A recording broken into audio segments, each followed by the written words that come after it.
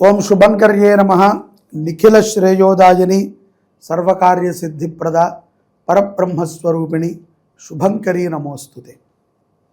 2026 సంవత్సరము జనవరి నుంచి డిసెంబర్ వరకు కూడా కుంభరాశి వారికి గోచార ఫలితములు ఏ విధంగా ఉంటాయో తెలుసుకుందాం. కుంభరాశి వారికి 2026 సంవత్సరంలో ఆదాయం 2, వ్యయము 8, రాజ్యపూజ్యం 4, అవమానం 2. ఈ యొక్క కుంభరాశి వారికి లగ్న వ్యయ స్థానముల్లో రాహువు, ద్వితీయ స్థానములో శని, పంచమ షష్ఠ సప్తమ స్థానాలలో గురు సంచారము, సప్తమ షష్ఠ స్థానాలలో కేతుగ్రహ సంచారము ఉంటుంది. శనిగ్రహం ఈ యొక్క షష్ఠ స్థాన ప్రభావం చేత కొంత ఇబ్బందికరముగా వాతావరణములు అప్పుడప్పుడు కనిపిస్తూ ఉంటాయి. ఇక్కడ లగ్న వ్యయాధిపతులని గనక మనం వీక్షించినట్లయితే గోచారము రీత్యా ఈ యొక్క కుంభరాశి జాతకులకి 2026 సంవత్సరంలో ఉద్యోగపరముగా ఒత్తిడి ఉన్నప్పటికీ ఎన్నో లాభాలు ఉంటాయి. చాలామందికి ఒక భ్రాంతి కూడా ఉంటుంది ఉద్యోగస్తులకి. మొత్తం ఉద్యోగం ఊడిపోయిందా స్వామి, ఇంకా పోతుంది అనుకున్నా, రేపే లాస్ట్ డే అనుకున్నా నన్ను కంటిన్యూషన్ చేస్తున్నారు. కాబట్టి అటువంటి ఒక సంసిగ్ధతలో విజయాన్ని పొందుతారు. ఏలినాటి శని వెళుతూనే చాలా మంచి ఫలితాలను ఇచ్చింది. అలాగే ఈ యొక్క జనవరి నుంచి డిసెంబర్ మధ్యలో కూడా 2026లో సంక్రాంతి తరువాత అపారమైనటువంటి భక్తులు అవుతారు. ముఖ్యంగా రియల్ ఎస్టేట్ రంగంలో ఉన్నటువంటి వారు, మార్కెటింగ్ రంగంలో ఉన్నటువంటి కుంభరాశి జాతకులు, అలాగే కొన్ని ఏజెన్సీలకి రిప్రజెంటేటివ్గా పనిచేస్తున్నటువంటి కుంభరాశి జాతకులు తమ కంపెనీల నుంచి ఎన్నో లాభాలను పొందుతారు. అలాగే గుర్తింపు కూడా లభిస్తుంది. వ్యాపారస్తులకి కూడా ఈ యొక్క 2026 సంవత్సరంలో లాభములు అధికముగా ఉంటాయి అనటం కంటే కూడా మీ కష్టానికి తగ్గిన ఫలితము అధికముగా ఉంటుంది అని మనం అనుకోవచ్చు. ఎందుకంటే ఎంతో దృఢమైనటువంటి సంకల్పముతో, నిర్దిష్టమైనటువంటి ప్రణాళికతో మీరు అడుగులు వేస్తే గనక విజయము మీకు వరిస్తుంది. ఇక్కడ మోసపూరితమైనటువంటి ఆలోచనలు, ఏదైనా కుచితమైనటువంటి బుద్ధి మనకి కలిగి ఉంటే నష్టములని చవి చూడాలి.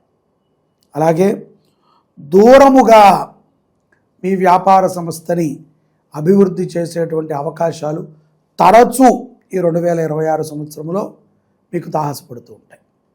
అంటే ఇప్పుడు సపోజు విజయవాడలో మనము ఏదైనా ఒక వ్యాపారం చేస్తుంటే ఎక్కడో కలకత్తాకి రమ్మని అడగటము, ఢిల్లీలో చేయమని అడగటము, ముంబైలో చేయమని అడగటము, బెంగళూరులో, ఇలాగా బాగా దూరంకి మన సంస్థకి సంబంధించినటువంటి కార్యకలాపాలను చేయటానికి, వ్యవహారాలను నడపడానికి మీ దగ్గరికి ఎవరో ఒకళ్ళు కనిపిస్తూ ఉంటారు. బ్యాంకు వ్యవహారాలలో కుంభరాశి జాతకులు ఈ సంవత్సరము చాలా లాభాలని పొందుతారు. పూర్వ రుణాలని తీర్చుకుంటూ ఉంటారు. అలాగే కొత్త రుణాలు కూడా ఊహించని రీతిలో అందుకుంటారు. ఎంతో మనోధైర్యముతో కొన్ని నిర్ణయాలని కుంభరాశి జాతకులు తీసుకుంటారు. అలాగే విదేశాలలో ఉన్నటువంటి వారికి కూడా అక్కడ భూములు కొనటము, ఇళ్ళు కట్టేటువంటి ప్రయత్నము చేయటము, అక్కడ ఏదైనా ఒక మంచి ఆధ్యాత్మికమైనటువంటి కార్యక్రమము, సాంస్కృతికమైనటువంటి కార్యక్రమాలని చేయటం కోసమై మీరు చేసేటువంటి ఒక ప్రయత్నము సఫలీకృతమవుతుంది. ఇక్కడ కొన్ని ఈ రోజుల్లో మనం చూస్తున్నట్లయితే కనుక సోషల్ మీడియా మాధ్యమాలు, ప్రమోషన్లు, ఇటువంటి వాటిల్లో ఉన్నటువంటి వారికి కూడా కొంత లాభాలని చేకూరుస్తుంది. అంటే ఆకర్షణీయ ప్రాయముగా ఉన్నటువంటి వారికి కూడా కొంత లాభం ఉన్నది అని అర్థం. ఆకర్షణ అంటే కనుక సోషల్ మీడియానే కదండి, చూస్తూనే ఉంటాం నిరంతరం. ఎంత సమయమైనా మనకు వృధా అయిందని మనం అనుకోం. చదువుకోమన్నా లేకపోతే ఏదైనా చరిత్ర పారాయణ చేయమన్నా కష్టం, కానీ ఫోన్కి వెళ్ళకమంటే కనుక కష్టమే కాదు, అది ఆకర్షణీయం. కాబట్టి అటువంటి వ్యాపకం ఉన్నటువంటి వారు, అటువంటి దాని మీద సంపదని పొందేటువంటి వారికి కూడా చాలా బాగుంటుంది. ఇక్కడ ఆర్థికముగా మార్చి నుంచి జూలై మధ్యలో కష్టాలు ఉంటాయి, అప్పులు చేయాల్సి వస్తుంది, వచ్చే రాబడి సరిపోదు. అదేంటి మీరు చాలా వస్తుందన్నారు, ఎంతో నాకు గుర్తింపు అన్నారు, మళ్ళీ ఏంటంటే అంటే రావటం వేరు, ఖర్చు కూడా అవ్వాలి కదా. వచ్చిన దాన్ని వచ్చినట్టు ఎవరూ దాయలేము, వచ్చింది ఖర్చు అవుతూ ఉంటుంది. ఖర్చు అయితేనే మళ్ళీ సంపాదిస్తాం. కాబట్టి ఖర్చు అధికముగా కనబడుతూ ఉంటుంది, తప్పదు. అది కుటుంబంలో శుభకార్యాలు అవ్వచ్చు, ఏదైనా పెద్దల కోసం అయి ఉండొచ్చు, లేకపోతే ఎక్కడో ఒక చోట పెట్టుబడి కోసమైనా, ఇవన్నీ కూడా ఖర్చులే.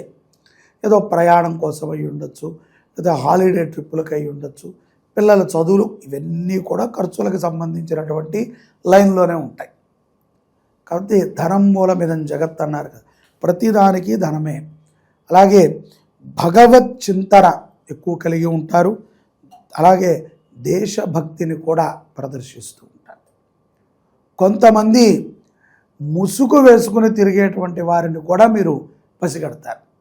అంటే ఏదో బూటకపు మాటలని చెప్పి మాయాతీతముగా ఉండేటువంటి వ్యక్తులని కూడా పసిగడతారు.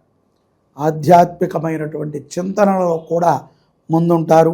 అన్ని వేళలా కూడా 10 మందికి సహాయ సహకారాలని అందించాలి అనేటువంటి ఒక సంకల్పాన్ని మీరు దృఢంగా తీసుకుంటారు.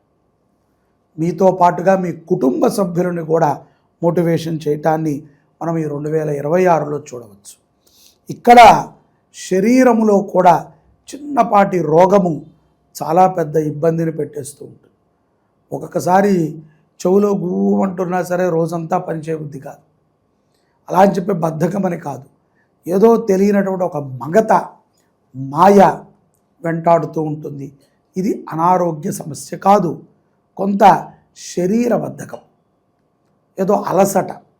కాబట్టి కొంత విశ్రాంతి తీసుకుంటూ ఉండండి. దీర్ఘకాలిక రోగాలు జూలై నుంచి సెప్టెంబర్ మధ్యలో కొన్ని అటాక్ అవుతాయి.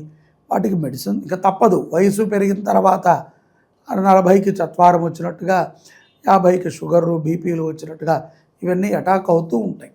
ఉన్నటువంటి కాలమాన పరిస్థితుల్లో ఒత్తిడి వల్ల ముఖ్యంగా ఎవరిని కూడా మోసము చేద్దాము అని ఆలోచన చేయకండి. ఆ ఆలోచన వచ్చినటువంటి వాళ్ళు మీరు త్వరలో మోసపోతున్నారని గుర్తుపెట్టుకోండి. మీకన్నా మోనార్కు, మీకన్నా తెలివైన వాడు ఇంకొకడు ఉంటాడు. మనము ఒకడిని దెబ్బ కొడితే మనని ఇంకొకడు తప్పనిసరిగా వాడిని మించి దెబ్బ కొడతాడు. అది మనం తట్టుకోలేం. కాబట్టి విద్యార్థులు కూడా ఏ విషయం ఉన్నా సరే తల్లిదండ్రులకు చెప్తూ ఉండండి. ముఖ్యంగా స్త్రీలు, ఆడపిల్లలు ఎవరైతే కనుక పై చదువులను చదువుకుంటున్నారో ప్రేమ వ్యవహారాలకి దూరంగా ఉండండి. ఇవి మీకు ఈ సంవత్సరం ఏమాత్రమూ కలిసిరావు. దీనివల్ల మీరే ఊహించండి, 10 ఏళ్ల తర్వాత మళ్ళీ 2026ది పెట్టుకుని మీరు వినండి, కొంత ప్రమాదాలే ఉంటాయి. కాబట్టి ప్రేమించి వివాహం చేసుకుంటాం. చదువుకునే సమయంలో విద్య మీద శ్రద్ధని వదిలేసి అనవసరమైన వ్యాపకాలను పెట్టుకుని చదువు కాలక్షేపం చేసేస్తూ, అది చదువు పక్కన పెట్టి ఇతర విషయాల మీద కాలక్షేపం చేస్తూ మన జీవితాన్ని మనము అబాసుపాలు చేసుకోకూడదు. కాబట్టి భగవద్గీతని విద్యార్థులందరూ కూడా కంఠోపాఠం చేయండి. ప్రేమ వ్యవహారాల యందు దూరంగా ఉండండి. దూరముగా వెళ్ళి చదువుకోవాలి అనుకునేటువంటి పిల్లలకి పోటీ పరీక్షల్లో రాణిస్తారు. కానీ 1-2 సార్లు ప్రయత్నం చేయాలి. ఒక తడవే వెంటనే ఛాన్సు రాదు, గుర్తుపెట్టుకోండి. ఇది విన్నాక 2-3 సార్లు ప్రయత్నం చేయాలి కదా అని మాత్రం అనుకోకండి. మీ అదృష్టం బాగుండి మీ గ్రహస్థితులు మిగతావన్నీ బాగుంటే అవి తోసుకు వెళతాయి. నాకన్నా మీ విల్ పవర్ ఎక్కువ, గోచారం కంటే మీ యొక్క మనశ్శక్తి గొప్పది అయితే ముందుకు మీరు సాగిపోతారు. కాబట్టి ఇది ఒక పలుకు మాత్రమే. ఇది ఒక మాట, 2-3 ప్రయత్నాలు చేసినా మీకు విజయం వస్తుంది అని. విజయం రాదని కాదు, అపజయ పాలు మాత్రం విద్యార్థులు కారు. ధైర్యంగా ఉండండి. కోర్టు వ్యవహారాల యందు సరైన తీర్పుని కుంభరాశి జాతకులు వింటారు. ఆనందదాయకంగా ఉంటుంది. ఎంతో కాలముగా వేచి చూస్తున్నటువంటి ఒక విషయం గురించి తరచూ ఈ సంవత్సరం చర్చ జరుగుతుంది. గత సంవత్సరమో పై సంవత్సరమో చెప్పాలి, ఎలా చెప్పాలి అనుకున్న విషయాన్ని ఈ సంవత్సరము తరచుగా చర్చించటము, తరచుగా దాని గురించి కొంత ఆలోచన చేయటము మనము కుంభరాశిలో చూడవచ్చు. కోర్టు వ్యవహారాలు లాభాన్ని తెచ్చిపెడతాయి. పోలీసు నుంచి కానీ ప్రభుత్వ రంగం నుంచి కానీ సానుకూలమైనటువంటి సందర్భాలే ఈ యొక్క కుంభరాశి జాతకులకి 2026లో గోచరిస్తున్నాయి.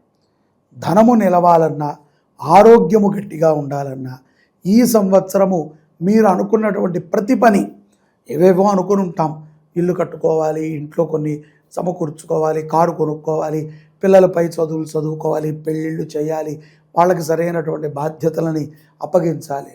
ఏ పనికైనా సరే, ఎటువంటి వ్యవహారానికైనా సరే కుంభరాశి వారు ఆదివారము పూట గణపతిని దర్శనం చేయండి. ప్రతి ఆదివారం కుటుంబ సమేతంగా కుంభరాశి వారు వినాయక దర్శనాన్ని చేయండి. మీ ఇంట్లో కూడా మీరు ఇంటి ప్రవేశిస్తూ ఉండగా ఒక వినాయకుడిని పెట్టండి. బయటికి వెళ్ళేటప్పుడు ఒక వినాయకుడిని పెట్టండి. వినాయకుడిని ఎక్కువగా ఆరాధన చేయటం, వినాయక అష్టోత్తరాన్ని కంఠోపాఠం చేసినట్లయితే ఈ సంవత్సరము శుభ ఫలితాలని కుంభరాశి జాతకులు పొందగలుగుతారు. మంచిగా ఉంటారు. గోమాత అనుగ్రహము, భారతమాత అనుగ్రహము సదా మీ మీద ఉంటుంది. జై శుభంకరి. సర్వే జనాః సుఖినో భవంతు.